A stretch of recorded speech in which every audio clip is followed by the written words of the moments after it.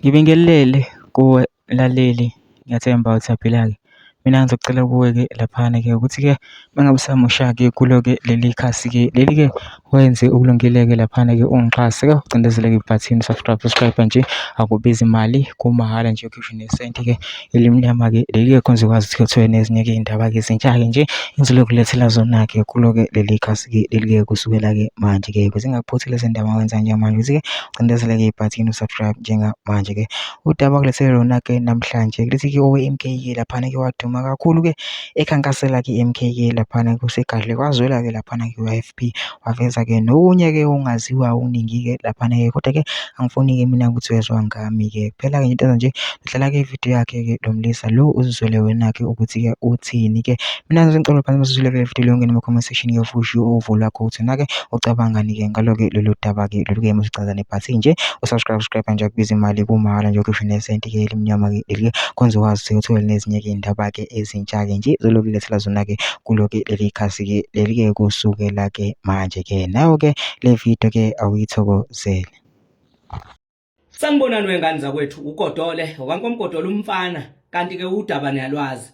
Mphemba, awu ngiyabingelela Mphemba.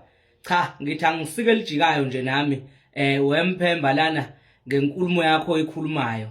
Uma nisaqhubeka nokuhamba nixhaphaza abantu, ningabatshela iqiniso kodwa nithi umkhonto awutshela abantu iqiniso ukuthi kulidwa ngo-51%, nina no-55%. Mhlambe igama elithi majority kofanele ke sikwazini sifuneni umuntu ozosichazela. Mhlambe kwanami angilazi, mhlambe nami ngiyabheda nje mangithi umkhonto imajority kwaZulu Natal, mhlambe nami ngiyazibhedela nje angazi. Kodwa ke anoke nitshela abantu be-I_F_P iqiniso ukuthi nathola u-18%, nabe senihlangana no-ANC ne-DA nani bese kuzoba lo mphuphelo okuthiwa i-NFP.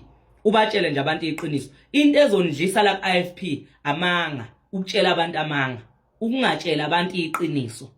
Lona lelo qembu ke elingana structure ke ilona elanigxoba. Nineleni ngoba line structure inkatha. Kungani phone ingawinanga? Yini ningawinanga? Iyona nto ke ezondlisa futhi leyo 2026 ufune nginitshele. Ngoba yimi engizoniqonda ngqo, kufanele nikwazi futhi lokho kuhlala enhlizweni zenu. Ngizoniqonda ngqo bonke omasipala benkatha. Abantu ke benkatha ngikutshele ningacabanga ukuthi babe didekile eqaleni, babe ngadidekile. Inkungu isukile emahlweni, babonile ukuthi niyabaxhaphaza. Bazoyigqoka ikipa ze-I_F_P. Bayigqoka ikipa ze-I_F_P 2026 bawufike bevotela umkhonto niyothi ngasho ngoba niloku niduduza nithi hayi cha babe didekile. Isikhathi sokuthi ngabe nitshela abantu iqiniso ukuthi siyaxolisa silenzile iphutha kanje. Ntulu ukhuluma nje into engekho, ukhuluma amampunge uthi kufanele kutshela abantu iqiniso. Uyazazi ukuthi nathola u-18% nineqembu lakho, into engekho anisilandeli ngisho ukusilandela. Kodwa umile phambi kwabantu laba abawu-50 ome nabo lapho ubatshela ukuthi kufanele umkhonto utshela abantu iqiniso. Ngicela ukukwethembisa Ntuli, 2026 mina uGodole ngibhekene ngqo ne-I_F_P. Ngizoqinisekisa ukuthi omasipala bayahamba. Uyongibuza ungiphala ulimi, trust me, i-campaign ngiyiqala manje-ke mina, angichitha umzuzu. Nina salani nitshela abantu amanga, nilokhu nikhuluma amanga, nibatshela amanga, nibathathe nobahlanganisa emagroundini, nibaphakela ukudla, nibenza izinja engabe niqasha izingane zabo, nibanika umsebenzi, niqashana nodwa, niqasha izingane zodadweni no-antwenu nosisi benu nezihlobo zenu. Ezinye izingane ninendaba nazo. Yilokhu nithi nalo ulusha lwethu, nanti ulusha lwethu, nansi intsha yethu. Naqala nini nixhaphaza abantu. Kodwa ke manifuna ukuprova lokho, hambani niyobuza eMsinga, niyobuza eBergville, niyobuza eMnambithi, niyobuza eMpangeni, ziningi indawo, niyobuza koMtshezi la kwavotelwa khona umkhonto. Umuntu wavotela umkhonto ngikutshele usazophinda avotela umkhonto.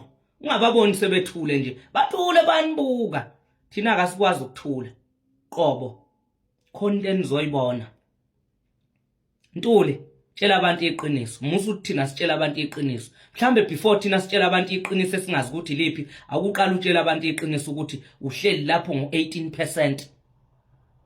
Then ke sizobona ukuthi cha niyalikhuluma iqiniso. Kodwa manje sebhizi nisaxhaphaza abantu kanje ningafuni ukuthi cha sehlulekile sibonile ukuthi sibe wrong nala nisalokhu nithi ufika iqembu elinganazo nestructure nizolokhu nibheke thina 2026 fanele ngikutshele Mphemba ngiyakutshela hamba obuze Mnambithi uthi wenzeni umkhonto bazokutshela uyobuza koMpumalanga ukuthi wenzeni umkhonto ubuze specially ubuze lapha eMsinga High babegqoka izikipa ze-IFP mhlawumbe babe u5 or 6 ababegqoke zomkhonto kodwa kwawina umkhonto uyobuza lapha eNyando babegqoka izikipa ze-IFP kodwa kwawina umkhonto ask yourself why ngiyema lapha tshela abantu iqiniso Mphemba phumile wathi umgibe school out